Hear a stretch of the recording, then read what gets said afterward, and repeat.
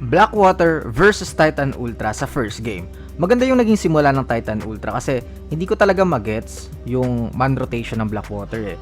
Buti nga, pinag-start na si Bearfield ng last game, pinasok second quarter na eh.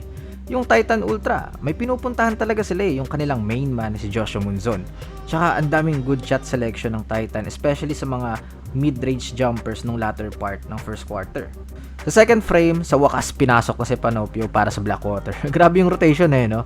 Ayun, maganda yung nangyari. He creates points, giving the ball in the post, and spacing the floor well. Actually, siya yung naging dahilan kung bakit nakabalik yung Blackwater sa big lead na meron yung Titan, reading the floor well and taking good shots near the rim. Kaso sa endgame, kumana ulit si Joshua Munzon. Good defense na to for Blackwater pero nakahanap pa rin ng paraan for the 2 points. Tsaka, sayang yung mga easy looks ng Blackwater. Could have been a different story. Tas ang daming untimely basket yung Titan. Like, they are letting Havillionaire take the shot. And ayun, pasok. For Blackwater, ganitong mga isolation yung okay lang. Kasi Bearfield naman yan, 2 points. So, mag-take away na agad ako bago yung icing on the cake. Kasi nilabas na naman si Panopio in the clutch for RK Ilagan.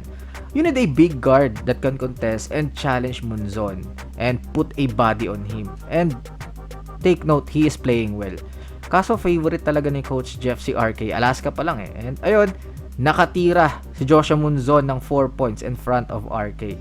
So, GG, panalo ang Titan Ultra.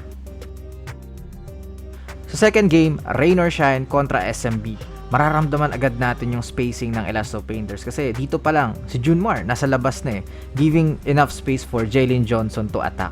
And ayun, nalilibre pa yung mga outside ng Ross eh.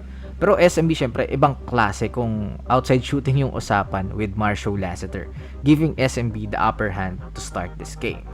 Sa second quarter, grabe yung ball movement ng Rain or Shine. Ito hanggang sa mapunta sa magandang drive ni Clarito. Tsaka ang maganda sa Rain or Shine, halos lahat ng players nila is good cutter kaya maraming good shots eh. Sa ganda ng ball swing action ng Elasto Painter, sobrang daming open shots yung nabigay ng SMB sa kanila. And ayun, lumaki ang lamang ng Rain or Shine. Pero paano nakahabol yung SMB? Sinumulan ng spark plug na si Don Trollano, just playing his game, and nagbimintis na yung Rain or Shine sa kanilang mga outside shot. And syempre, my boy, Marshall Lassiter, nag-init. Grabe, medyo naiiyak ako habang nanonood kasi despite the age, nagpuproduce pa rin ng ganito. Alam niyo naman yung mga atabs ko dyan, Ontiveros, Tugade, Wright, and Lassiter. Lalo tong pag-save niya ng loose ball sabay 3-point shot sa corner, grabe lang. Whew!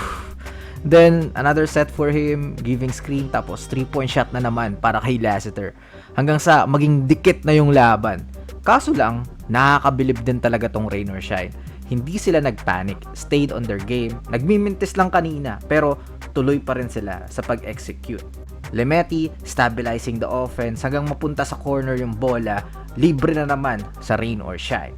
Kahit sa clutch moment, nagiging matured na sila yung Elasto Painters hanggang sa mapunta ulit sa good shot selection inside for Jalen Johnson. For SMB naman, inagaw ni Patton yung moment ni Marshall Lassiter. He attempted the 2 outside shot na dapat panghabol and pang overtime instead of giving him a screen. So ayun, GG, panalo ang Rain or Shine. Sobrang ganda ng laban, lahat naman tayo ay panalo doon.